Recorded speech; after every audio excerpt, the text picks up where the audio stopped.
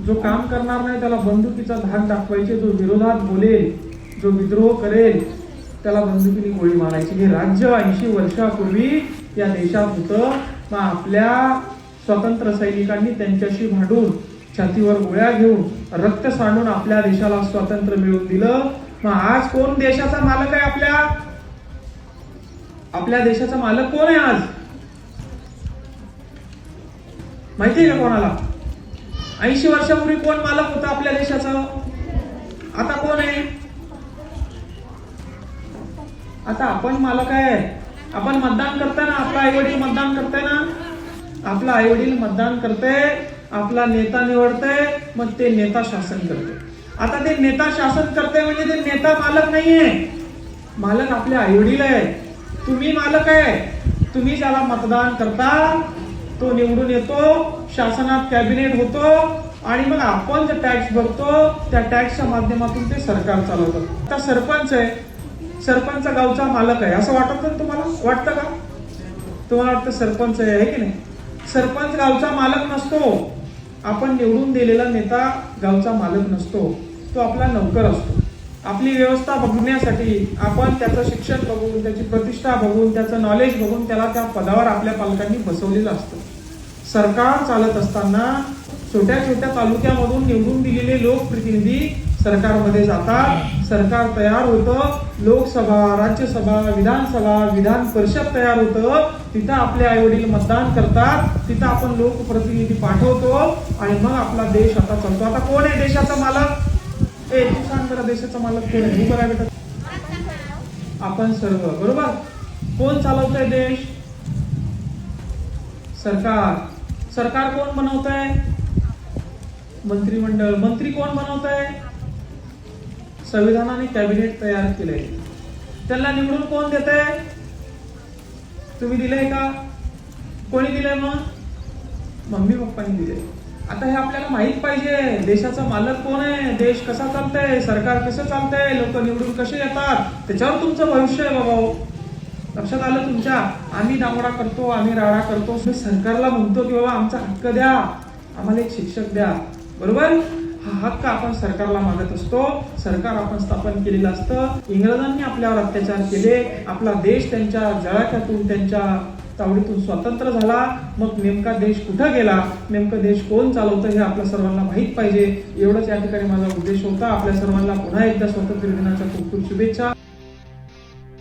नमस्कार मंडळी, स्वागत आहे तुमचं मराठी एक्सप्रेस आपल्या लोकप्रिय चॅनलमध्ये. हे आहेत मंगेश साबळे. स्वातंत्र्य दिनाच्या दिवशी त्यांनी हा मोलाचा संदेश सर्वसामान्यांसाठी जाहीर केला. त्यांच्या फेसबुक हँडलवरनं नुकताच हा व्हिडिओ प्रसारित करण्यात आला आहे. लोकशाही आणि नागरिक, सत्तेचे खरे मालक कोण आहेत, हा प्रश्न त्यांनी यावेळेस सत्ताधाऱ्यांना विचारला. स्वातंत्र्य दिनानिमित्त दिलेल्या या भाषणात लोकशाहीचं खरं स्वरूप आणि नागरिकांच्या अधिकारांवर प्रकाश टाकण्यात आलेला आहे.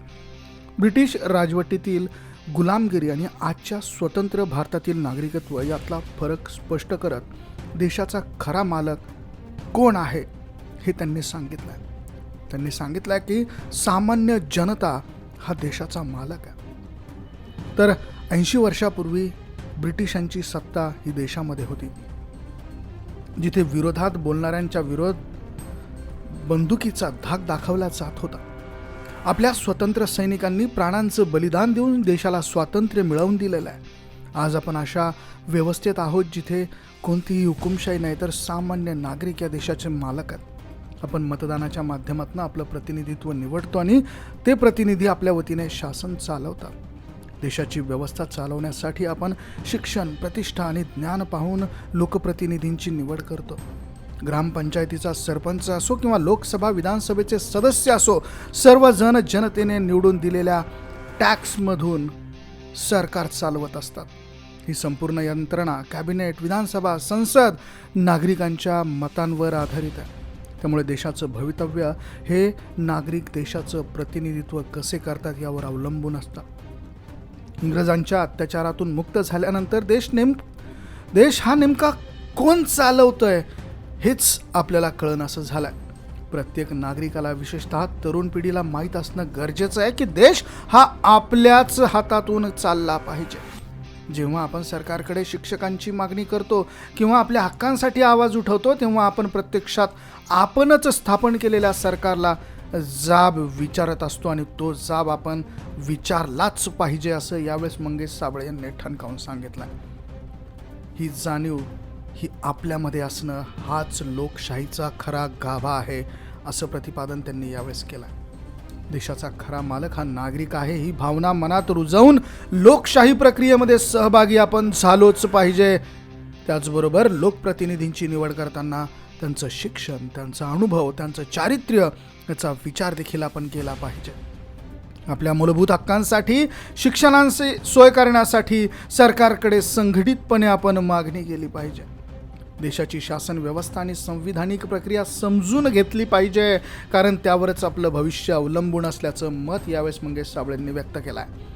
तर मंडळी, हा व्हिडिओ स्पष्ट करतोय की लोकशाहीत जनता हीच सर्वोच्च आहे. निवडून आलेले प्रतिनिधी हे जनतेचे सेवक आहेत. देशाचा कारभार पारदर्शकपणे चालवणं ही आपली आणि त्यांची दोघांची देखील जबाबदारी आहे. नागरिकांनी आपल्या मतदानाच्या अधिकाराचं महत्त्व ओळखून जागरूक राहणं अतिशय महत्त्वाचं असल्याचं यावेळेस मंगेश साबळे यांनी स्पष्ट केलं. याबद्दल तुमचं मत काय? कमेंटमध्ये अवश्य नोंद करा. धन्यवाद.